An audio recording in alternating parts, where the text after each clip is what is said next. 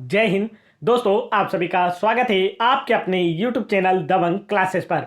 तो दोस्तों, आज हम पढ़ने वाले हैं एमपी पुलिस कांस्टेबल एग्जाम 2022 में 12 फरवरी 2022 की फर्स्ट शिफ्ट में पूछे गए जीके जीएस साइंस के क्वेश्चन, जो कि आपके आने वाले MP police constable, MP SI, MP forest, jail प्रहरी और पटवारी जैसे एग्जाम के लिए काफी ज्यादा इंपॉर्टेंट साबित होंगे। तो वीडियो में लास्ट तक जरूर बने रहें। चलिए शुरू करते हैं, देखते हैं आज का फर्स्ट क्वेश्चन। फर्स्ट क्वेश्चन यहां पर आप लोग देखेंगे दोस्तों, तो फर्स्ट क्वेश्चन में आप लोगों से पूछा गया है, कंदरिया महादेव मंदिर निम्नलिखित में से किस स्थान पर स्थित है। चार ऑप्शन आपको दिए गए थे, जिसमें फर्स्ट क्वेश्चन आप लोग देखेंगे यहां पर आप लोगों से पूछा गया है एमपीजीके से, कंदरिया महादेव मंदिर किस स्थान पर स्थित है। तो आंसर होगा खजुराहो में स्थित है।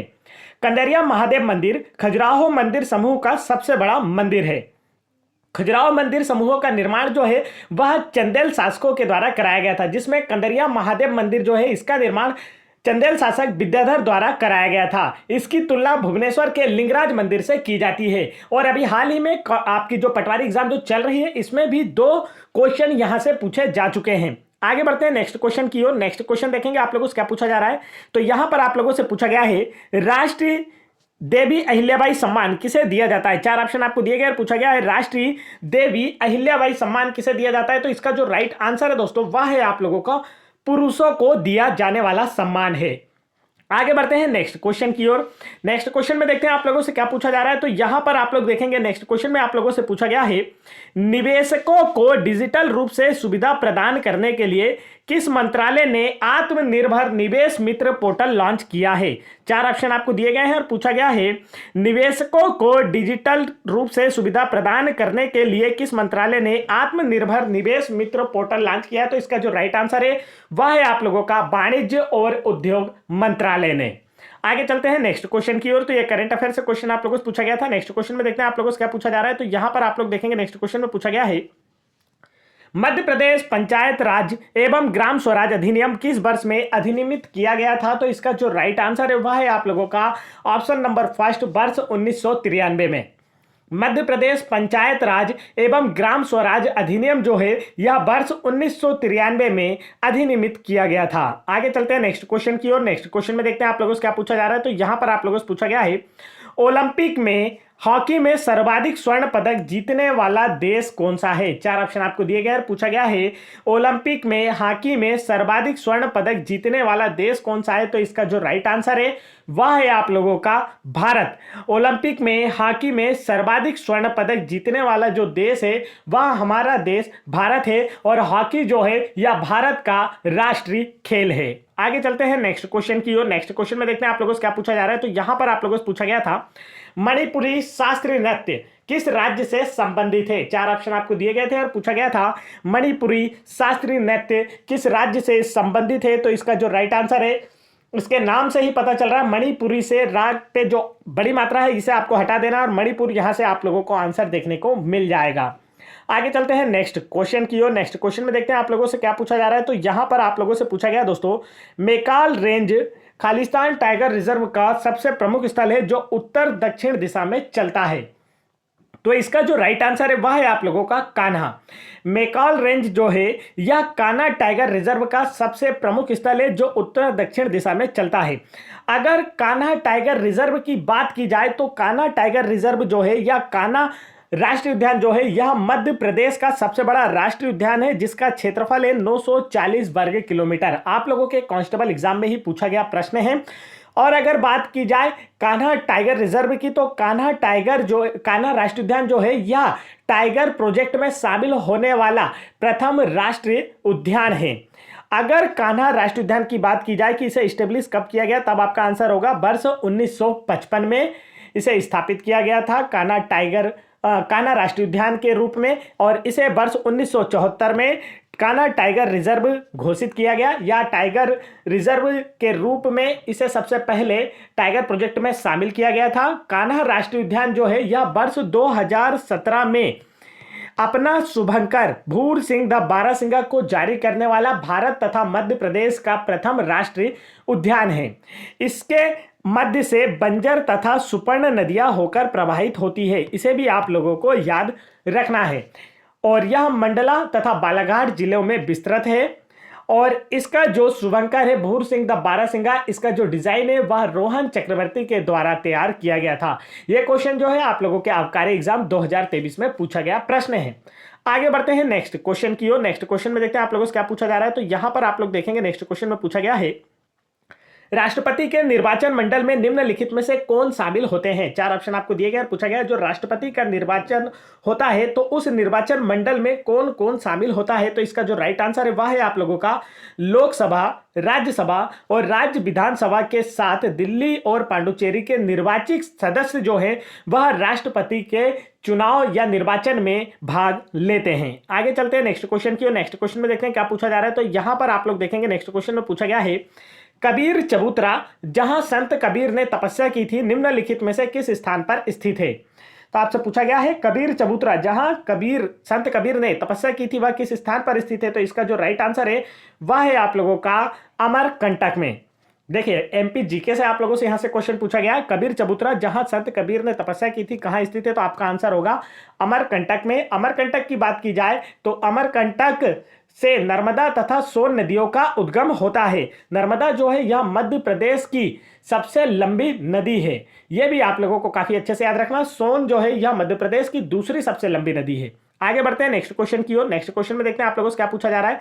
तो यहां पर आप लोगों से पूछा गया है, राज्य के बजट 2021-22 के तहत सरकार ने भोपाल और इंदौर में मेट्रो परियोजनाएं के लिए कितने करोड़ आवंटित किए हैं। तो देखिए यहां पर बजट 21-22 से भी क्वेश्चन पूछा गया था क्योंकि 22 में ही यह एग्जाम कंडक्ट कराए गए थे। तो यहां पर पूछा गया भोपाल और इंदौर में मेट्रो परियोजना के लिए कितने करोड़ का बजट जो है आवंटित किया गया है। तो इसका जो राइट आंसर है वह है आप लोगों का 262 करोड़।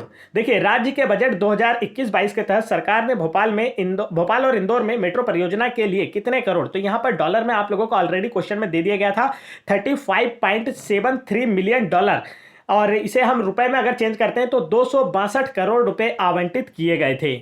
आगे चलते हैं नेक्स्ट क्वेश्चन की ओर। नेक्स्ट क्वेश्चन में देखते हैं आप लोगों से क्या पूछा जा रहा है। तो यहां पर पूछा गया था, राष्ट्रीय परिवार स्वास्थ्य सर्वेक्षण के 5वें संस्करण के, देखिए पिछले प्रश्न में एक क्वेश्चन और बनता है जो आपसे पूछा जा सकता है जैसे मेट्रो से।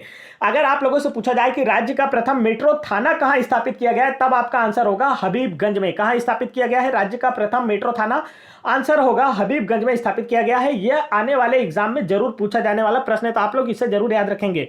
नेक्स्ट क्वेश्चन में यहां पर पूछा गया था, राष्ट्रीय परिवार स्वास्थ्य सर्वेक्षण के 5वें संस्करण के अनुसार मध्य प्रदेश में नवजात मृत्यु दर कितनी है। नवजात शिशु जो होते हैं उनकी मृत्यु दर कितनी है। तो इसका जो राइट आंसर है वह है आप लोगों का 29 प्रति 1000 जीवित जन्म। देखिए जो 1000 बच्चों का जैसे जन्म होता है तो उनमें से 29 बच्चे जो होते हैं वह क्या होते हैं, उनकी मृत्यु हो जाती है या तो वह मृत ही पैदा होते हैं। तो यहां पर आप लोगों से वही पूछा गया, राष्ट्रीय परिवार स्वास्थ्य सर्वेक्षण के 5वें संस्करण के अनुसार मध्य प्रदेश में नवजात मृत्यु दर कितनी है। तो आपका आंसर होगा 29 बच्चे प्रति 1000 जीवित जन्म बच्चों पर। आगे चलते हैं नेक्स्ट क्वेश्चन की ओर। नेक्स्ट क्वेश्चन में देखते हैं यहां पर क्या पूछा जा रहा है। तो यहां पर आप लोगों से पूछा गया है, दतिया के वीर सिंह देव महल किस वर्ष बनाया गया था। एमपी जीके से क्वेश्चन पूछा गया। देखिए एमपी जीके से काफी क्वेश्चन पूछे गए थे और जो स्टूडेंट एग्जाम देकर आ रहे थे, जब एनालिसिस कराया जा रहा था तो सभी कह रहे थे कि एमपी जीके से कुछ नहीं आ रहा है, कुछ नहीं आ रहा। अब यहां देखिए ये लगभग हमारा 5वां या 6वां क्वेश्चन है इसी शिफ्ट का। तो दतिया के वीर सिंह देव महल किस वर्ष बनाया गया था। तो इसका जो राइट आंसर है वह है 1614 में। दतिया में जो वीर सिंह देव महल है वर्ष 1614 में बनाया गया था। आगे चलते हैं नेक्स्ट क्वेश्चन की ओर। नेक्स्ट क्वेश्चन देखिए यहां पर क्या पूछा गया है। तो यहां पर पूछा गया है, कृष्ण राव पंडित एक प्रख्यात खालिस्तान थे। तो इसका जो राइट आंसर है वह है गायक थे। कृष्ण राव पंडित जो है एक प्रख्यात गायक थे। आगे बढ़ते हैं नेक्स्ट क्वेश्चन की ओर। नेक्स्ट क्वेश्चन में देखते हैं आप लोगों से क्या पूछा जा रहा है। तो यहां पर पूछा गया, निम्नलिखित में से कौन सा हिमालय पर्वत का सबसे ऊंचा पर्वत शिखर नहीं है। 4 ऑप्शन आपको दिए गए और पूछा गया है इनमें से कौन सा हिमालय पर्वत का सबसे ऊंचा पर्वत शिखर नहीं है। तो इसका जो राइट आंसर है वह क्या होगा। तो आप कहेंगे कि इसका करेक्ट आंसर है माउंट आबू। माउंट आबू जो है दोस्तों यह राजस्थान राज्य में स्थित एक पर्यटन स्थल है। यह आप लोगों को याद रखना है, यह हिमालय पर्वत का भाग नहीं है। अगर माउंट एवरेस्ट दिया होता तो वह हिमालय पर्वत का भाग था, लेकिन यहां क्या बोला गया, माउंट आबू। तो यह क्या है, माउंट आबू राजस्थान राज्य में एक पर्यटन स्थल है। आगे चलते हैं नेक्स्ट क्वेश्चन की ओर। और इस माउंट आबू की अगर बात की जाए, माउंट आबू की बात की जाए तो यह जो है जैनों से संबंधित पर्यटन स्थल है। किस धर्म से संबंधित पर्यटन स्थल है? तो आपका आंसर होगा जैन धर्म से संबंधित पर्यटन स्थल है। आगे चलते हैं नेक्स्ट क्वेश्चन की ओर। नेक्स्ट क्वेश्चन में पूछा गया है जूनागढ़ फोर्ट किस शहर में स्थित है?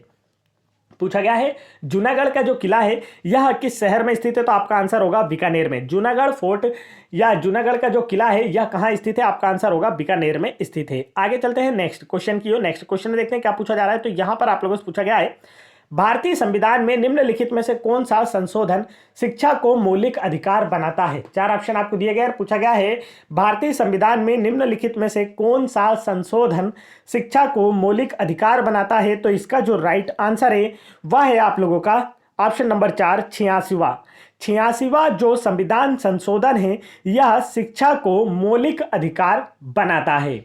आगे चलते हैं नेक्स्ट क्वेश्चन की ओर। नेक्स्ट क्वेश्चन में देखते हैं आप लोगों से क्या पूछा जा रहा है। तो नेक्स्ट क्वेश्चन में आप देखेंगे यहां पर आप लोगों से पूछा गया है मध्य प्रदेश में खालिस्तान वर्ग किलोमीटर आरक्षित वन क्षेत्र है? तो इसका जो राइट आंसर है वह है आप लोगों का 61,886। मध्य प्रदेश में 61,886 वर्ग किलोमीटर आरक्षित वन क्षेत्र है। मध्य प्रदेश में पूरे देश में सर्वाधिक वन क्षेत्रफल पाया जाता है और मध्य प्रदेश के जो वन है इसमें सर्वाधिक मात्रा में कौन से वृक्ष पाए जाते हैं? यदि आपसे पूछा जाता है तब आपका आंसर होगा सागौन के वृक्ष पाए जाते हैं जो कि एक बहुमूल्य इमारती लकड़ी है। आगे बढ़ते हैं नेक्स्ट क्वेश्चन की ओर। नेक्स्ट क्वेश्चन में पूछा है निम्नलिखित में से कौन सा देश 2020 में भारत का सबसे बड़ा हथियार आपूर्तिकर्ता देश बना है? तो देखिए यहां पर करंट अफेयर से क्वेश्चन पूछा गया था और सदा से ही आप लोग देखेंगे कि प्रीवियस कई सालों से या वर्षों से आप देखेंगे कि इसका राइट आंसर जो होता है वह रूस होता है। भारत जो है अपने सबसे ज्यादा जो हथियार है वह किस देश से आयात करता है? तो आपका आंसर होगा रूस से आयात करता है। भारत जो है अपने जो आप कह सकते हैं कि रक्षा के क्षेत्र में जितने भी ज्यादा हथियार होते हैं, जितने ज्यादा से ज्यादा जो हथियार होते हैं वो किस देश से या सबसे ज्यादा किस पर विश्वास करता है? तो आपका आंसर होगा रूस पर, क्योंकि भारत और रूस की मित्रता रही है जिस वजह से भारत जो है सबसे ज्यादा हथियार कहां से प्राप्त करता है? रूस देश से प्राप्त करता है। 2020 में भी भारत का सबसे बड़ा हथियार आपूर्तिकर्ता देश जो है वह रशिया ही रहा है। आगे चलते हैं नेक्स्ट क्वेश्चन की ओर। नेक्स्ट क्वेश्चन में देखिए क्या पूछा गया है। नेक्स्ट क्वेश्चन में पूछा गया है निम्नलिखित में से कौन अलीवर्दी खान की मृत्यु के बाद 1756 में बंगाल का नवाब बना? देखिए लुसेंट से क्वेश्चन पूछा गया। अगर लुसेंट आप ध्यान से पढ़ते हैं तो इसका आंसर आप आसानी से करके आए होंगे, जिनकी भी शिफ्ट में क्वेश्चन आया था। तो यहां देखेंगे आप लोग अलीवर्दी खान की मृत्यु के बाद 1756 में बंगाल का नवाब कौन बना था? तो इसका जो राइट आंसर है वह है सिराजुद्दौला। सिराजुद्दौला जो है यह अलीवर्दी खान की मृत्यु के बाद 1756 में बंगाल का नवाब बना था।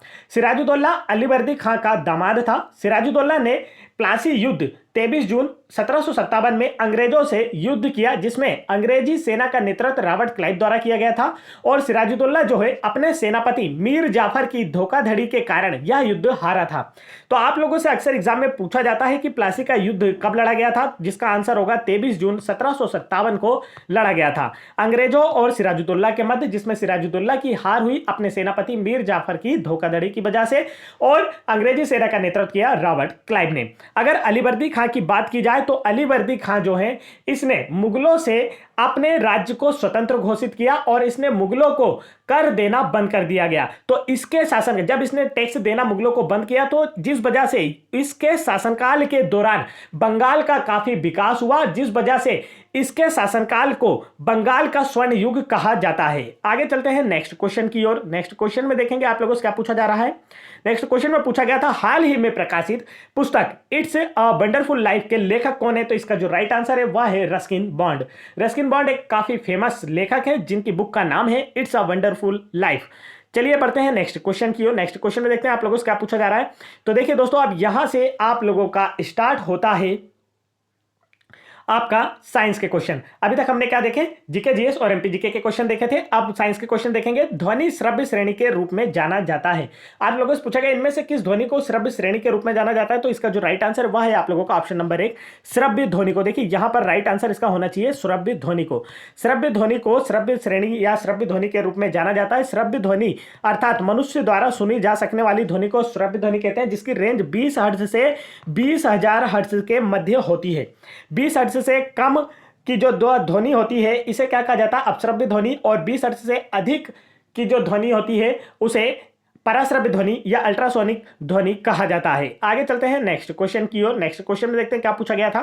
तो यहां पर आप लोगों से पूछा गया था घरेलू अमोनिया का रासायनिक नाम क्या है। 4 ऑप्शन आपको दिए गए, पूछा गया घरेलू अमोनिया का रासायनिक नाम क्या है। राइट आंसर होगा ऑप्शन नंबर 3 अमोनियम हाइड्रोक्साइड। घरेलू अमोनिया का जो रासायनिक नाम है वह अमोनियम हाइड्रोक्साइड होता है। आगे चलते हैं नेक्स्ट क्वेश्चन की ओर। नेक्स्ट क्वेश्चन में देखते हैं क्या पूछा जा रहा है। तो यहां पर आप लोगों से पूछा गया है ध्वनि की चाल अधिकतम किसमें होती है। 4 ऑप्शन आपको दिए गए और पूछा गया इनमें से किसमें ध्वनि की चाल अधिकतम होती है। तो इसका जो राइट आंसर है वह है इस्पात। इस्पात में ध्वनि की चाल क्या होती है, अधिकतम होती है। ध्वनि की चाल की बात की जाए तो ध्वनि की चाल वायु में सबसे कम और इस्पात में सबसे अधिकतम होती है, तथा ध्वनि जो होती है यह निर्वात में गति नहीं कर पाती है। आगे चलते हैं नेक्स्ट क्वेश्चन की ओर। नेक्स्ट क्वेश्चन में देखते हैं आप लोगों से क्या पूछा जा रहा है। तो यहां पर आप लोगों से पूछा गया है रक्त समूह कितने प्रकार के होते हैं। 4 ऑप्शन आपको दिए गए और पूछा गया है रक्त समूह जो है यह कितने प्रकार के होते हैं। तो इसका जो करेक्ट आंसर है वह है आप लोगों का ऑप्शन नंबर 4, 4 प्रकार के होते हैं। रक्त समूह जो है यह 4 प्रकार के होते हैं, ए बी और ओ। तो यह आपको अच्छे से याद रखना है, जिसमें ओ को सर्वदाता रक्त समूह यूनिवर्सल डोनर कहा जाता है और ए बी को सर्वग्राही रक्त समूह या यूनिवर्सल रिसेप्टर ब्लड ग्रुप कहा जाता है। आगे चलते हैं नेक्स्ट क्वेश्चन की ओर। नेक्स्ट क्वेश्चन में देखते हैं दोस्तों आप लोगों से क्या पूछा जा रहा है। तो यहां पर नेक्स्ट क्वेश्चन देखेंगे आप लोग, इसमें आपसे पूछा गया है मोहल्ले को साफ रखने की जिम्मेदारी किसकी होती है। जो आपका वार्ड, कॉलोनी या मोहल्ला होता है उसे साफ रखने की जिम्मेदारी किसकी होती है। तो इसका जो राइट आंसर है वह है नगर निगम, नागरिक और गैर सरकारी संगठन। देखिए जो आम नागरिक, आप जिस कॉलोनी, वार्ड या नगर में रहते हैं या मोहल्ले में रहते हैं उसे साफ रखने की जिम्मेदारी आपकी भी होती है। ऐसा नहीं कि आपने अपने घर का कचरा ले जाकर रोड पे फेंक दिया, तो कुछ जिम्मेदारी आपकी बनती है जिस वजह से आप अब जो डस्ट, आपका घर का घरेलू कचरा वह डस्टबिन में डालें। तो मोहल्ले को साफ रखने की जो जिम्मेदारी है वह नगर निगम की तो होती ही होती है, साथ ही नागरिक और गैर सरकारी संगठनों की भी होती है। आगे बढ़ते हैं नेक्स्ट क्वेश्चन की ओर। नेक्स्ट क्वेश्चन देखिए क्या पूछा जा रहा है। तो यहां पर पूछा गया है निम्नलिखित में से कौन कॉन्ड्रिक्थिज वर्ग से संबंधित है। तो इसका जो राइट आंसर है वह है टॉर्पिडो। टॉर्पिडो मछली जो है यह इस वर्ग से संबंधित है। नेक्स्ट क्वेश्चन में यहां पर आपसे पूछा गया है जैव विविधता के महत्व के बारे में क्या गलत है। देखिए आजकल एग्जामिनर जो है ना इस प्रकार से क्वेश्चन आप लोगों से पूछा जा रहा है। अभी जो आप लोगों की एग्जाम चल रही है, हम एमपी पटवारी के एग्जाम, एमपी पटवारी एग्जाम में भी जो साइंस के क्वेश्चन है आप लोगों से इसी प्रकार से पूछे जा रहे हैं, मतलब लॉजिकल क्वेश्चन। आप क्या सोचते हैं इस बारे में आजकल आप लोगों से एग्जामिनर क्वेश्चन पूछ रहा है। जैसे इस क्वेश्चन में पूछा गया, देखिए जैव विविधता के महत्व के बारे में क्या कथन गलत है। तो ये तो आपकी मानसिकता पर डिपेंड करता है कि आप इसका क्या राइट आंसर लगाते हैं। जैसे कि मिट्टी के निर्माण और संरक्षण को बढ़ावा देना चाहिए, ये तो बिल्कुल सही है। पोषक तत्व भंडारण और पुनर्चक्रण प्रदान करना चाहिए, यह भी सही है। मीठे पानी के संसाधनों की रक्षा करना चाहिए, यह भी सही है, क्योंकि भविष्य में पानी बना रहे। इसके बाद देखिए कृषि के लिए मिट्टी प्रदान करें, देखिए यह गलत है। कृषि के लिए मिट्टी कहां से आप प्रदान कर सकते हैं। कृषि के देखिए यह तो को जैव विविधता के महत्व के बारे में आपको कोई भी जानकारी नहीं देता है। कृषि के लिए मिट्टी ऑलरेडी हमारे धरती की ओर से, प्रकृति की ओर से प्राप्त होती है, तो ये आपका देखिए जैव विविधता से किसी भी प्रकार से संबंधित नहीं है। आगे चलते हैं नेक्स्ट क्वेश्चन की ओर। नेक्स्ट क्वेश्चन में देखेंगे आप लोग क्या पूछा गया है। तो यहां पर आप लोग देखेंगे फोटोकेमिकल स्मॉग को खालिस्तान के रूप में भी जाना जाता है। तो इसका जो राइट आंसर है वह है लॉस एंजल्स स्मॉग के रूप में। फोटोकेमिकल स्मॉग को लॉस एंजल स्मॉग के रूप में भी जाना जाता है। आगे चलते हैं नेक्स्ट क्वेश्चन की ओर। नेक्स्ट क्वेश्चन में यहां पर पूछा गया है निम्नलिखित में से कौन वायु, जल और अम्ल द्वारा संचारित नहीं होता है। तो इसका जो राइट आंसर है वह क्या होगा। करेक्ट आंसर होगा सोना। सोना जो है दोस्तों यह वायु, जल और अम्ल द्वारा संचारित नहीं होता है। सोना जो है यह एक उत्कृष्ट धातु है और सोना जो होता है यह सर्वाधिक तन्य धातु और सर्वाधिक आघात वर्धनी धातु होती है। आगे चलते हैं नेक्स्ट क्वेश्चन की ओर। नेक्स्ट क्वेश्चन में देखते हैं आप लोगों से क्या पूछा जा रहा है। तो यहां पर आप लोगों से पूछा गया था क्षुद्रांत की आंतरिक भित्तियों, क्षुद्रांत का मतलब क्या होता है, छोटी आंत। क्षुद्रांत की आंतरिक भित्तियों पर अंगुली के समान उभरी हुई संरचनाएं को क्या कहा जाता है। तो आपका आंसर होगा दीर्घरोम कहा जाता है। क्लास 7 से आप लोगों से यह क्वेश्चन पूछा जा रहा है। क्षुद्रांत की आंतरिक भित्ति पर अंगुली के समान उभरी हुई संरचनाओं को दीर्घरोम कहा जाता है। आगे चलते हैं नेक्स्ट क्वेश्चन की ओर। नेक्स्ट क्वेश्चन में देखते हैं आप लोगों से क्या पूछा जा रहा है। तो यहां पर आप लोग देखेंगे क्वेश्चन में आप लोगों से पूछा गया है निम्नलिखित में से किस उपकरण का उपयोग यह जांचने के लिए किया जाता है कि कोई वस्तु चार्ज कर रही है या नहीं। तो इसका जो राइट आंसर है वह है विद्युतदर्शी। विद्युतदर्शी उपकरण का उपयोग यह जांचने के लिए किया जाता है कि कोई वस्तु चार्ज कर रही है या नहीं। आगे चलते हैं नेक्स्ट क्वेश्चन की ओर। नेक्स्ट क्वेश्चन में देखते हैं आप लोगों से क्या पूछा जा रहा है। तो यहां पर आप लोगों से पूछा गया था निम्नलिखित में से कौन द्विखंडन के माध्यम से पुनरुत्पादित करता है? तो इसका जो राइट आंसर है आप सभी जानते हैं कि निम्नलिखित में से द्विखंडन के माध्यम से पुनरुत्पादन की जो क्षमता है वह किसमें होती है? तो आप कहेंगे अमीबा में। द्विखंडन के माध्यम से जनन की जो प्रक्रिया है किसमें की जाती है? अमीबा में की जाती है। और हाइड्रा में जो है मुकुलन के द्वारा जनन विधि संपन्न होती है, प्रजनन संपन्न होता है। तो ये दोनों ही आप लोगों को याद रखना, एग्जाम में पूछा जाता है, ठीक है। और अगर मेंढक की बात की जाए तो इसमें बाह्य निषेचन होता है। किसके द्वारा प्रजनन होता है? तो आप देखेंगे बाह्य निषेचन द्वारा मेंढक का जो प्रजनन है वो होता है। तो यहां पर आप देखेंगे द्विखंडन विधि के द्वारा अमीबा में प्रजनन, मुकुलन विधि के द्वारा हाइड्रा में, और मेंढकों में जो प्रजनन होता है किस प्रकार का होता है? तो बाह्य निषेचन का होता है। आगे चलते हैं नेक्स्ट क्वेश्चन की ओर। नेक्स्ट क्वेश्चन में देखते हैं आप लोगों से क्या पूछा जा रहा है। तो यहां पर आप लोगों से पूछा गया अंतरराष्ट्रीय जल दिवस कब मनाया जाता है? तो इसका जो करेक्ट आंसर है दोस्तों वह है आप लोगों का ऑप्शन नंबर सेकंड, 22 मार्च को। प्रत्येक वर्ष 22 मार्च को अंतरराष्ट्रीय जल दिवस के रूप में मनाया जाता है, तथा प्रत्येक वर्ष 22 अप्रैल को अंतरराष्ट्रीय पृथ्वी दिवस के रूप में मनाया जाता है। ये दोनों क्वेश्चन एग्जाम में जरूर पूछे जाते हैं, बहुत ही ज्यादा इंपॉर्टेंट है, दोनों आपको अच्छे से याद होना चाहिए। अंतरराष्ट्रीय जल दिवस 22 मार्च को, और अंतरराष्ट्रीय पृथ्वी दिवस 22 अप्रैल को, और अंतरराष्ट्रीय योगा दिवस कब मनाया जाता है? तो 21 जून को। ये 3 डेज जो है आजकल एग्जाम में काफी ज्यादा पूछे जा रहे हैं, आप लोगों को याद रखना है, ये एसएससी के फेवरेट क्वेश्चन है। नेक्स्ट क्वेश्चन देखिए क्या पूछा जा रहा है यहां पर। तो अब दोस्तों यहां से आप लोगों के देखिए ये रहा क्वेश्चन। यहां पर देखिए आप लोगों से विज्ञान से अभिकथन, मतलब आपके दिमागी क्वेश्चन, मानसिकता के आधार पर क्वेश्चन पूछा गया था, और इसी प्रकार के क्वेश्चन आजकल एग्जामिनर के फेवरेट हो गए हैं। देखिए यहां पर कथन दिया गया है, बहुत गर्म गिलास ठंडे पानी में डालने पर फट जाता है। क्या बोला गया है? बहुत गर्म गिलास ठंडे पानी में डालने पर फट जाता है। और यहां पर आप लोग देखेंगे कांच गर्म होने पर फैलता है और ठंडा होने पर सिकुड़ता है। तो देखिए यह दो, इसका जो राइट आंसर रहेगा वो क्या होगा? ए और आर दोनों सत्य है। देखिए अगर एक कांच का गिलास है जिसे बहुत अधिक मात्रा में गर्म कर लिया जाए और उसे एकदम ठंडे पानी में डाल दिया जाए, गर्म करने के बाद उसे तुरंत ठंडे पानी में डाल दिया जाए, तो वह क्या होगा? फट जाएगा, उसमें दरार आ जाएगी, या तो वह गिलास टूट भी सकता है। इसका रीजन क्या होता है कि अधिक ठंडा होने पर जो कांच होता है वह क्या होता है? सिकुड़ता है, और अधिक गर्म होने पर कांच क्या होता है? फैलता है। आगे चलते हैं नेक्स्ट क्वेश्चन की ओर। नेक्स्ट क्वेश्चन देखते हैं आपसे क्या पूछा गया था। तो ये देखिए आज का हमारा साइंस का लास्ट क्वेश्चन है। यहां पर पूछा गया था दिए गए उर्वरकों में से किसमें नाइट्रोजन का प्रतिशत सर्वाधिक है? तो इसका जो राइट आंसर है वह है यूरिया। दिए गए उर्वरकों में नाइट्रोजन का जो प्रतिशत सर्वाधिक होता है वह क्या है? यूरिया। देखिए नाइट्रोजन का जो सर्वाधिक प्रतिशत है किसमें पाया जाता है? यूरिया में। यूरिया में 46% नाइट्रोजन पाई जाती है। तो ये थे दोस्तों आज के हमारे जीके जीएस एमपी जीके और साइंस के क्वेश्चन आप लोगों के एग्जाम में पूछे गए। तो इसी प्रकार की सभी शिफ्टों की पीडीएफ फाइल यदि आप लोग डाउनलोड करना चाहते हैं तो आप लोग वीडियो के डिस्क्रिप्शन में दी गई लिंक पर क्लिक करके आसानी से इन सभी शिफ्टों की पीडीएफ फाइल डाउनलोड करके अपनी प्रिपरेशन को बेहतर कर सकते हैं, इंग्लिश और हिंदी दोनों ही लैंग्वेज में। और साथ ही साथ यदि आप लोगों को डिस्क्रिप्शन में दी गई लिंक से डाउनलोड करने में कोई परेशानी होती है तो आप लोग इस नंबर पर भी हमें व्हाट्सएप करके आसानी से सारी पीडीएफ डाउनलोड कर सकते हैं। साथ ही अबकारी एग्जाम 2023 की भी सभी शिफ्टों की पीडीएफ फाइल यदि आप डाउनलोड करना चाहते हैं तो इस नंबर पर व्हाट्सएप करके हमें आसानी से प्राप्त कर सकते हैं। और यदि आपने अभी तक वीडियो को लाइक नहीं किया है तो फटाफट वीडियो को लाइक करें। चैनल पर पहली बार आए तो चैनल को जरूर सब्सक्राइब कर लें ताकि ऐसे इंपॉर्टेंट एजुकेशनल वीडियोस की जो नोटिफिकेशन आप तक आसानी से पहुंचते रहे। जय हिंद दोस्तों।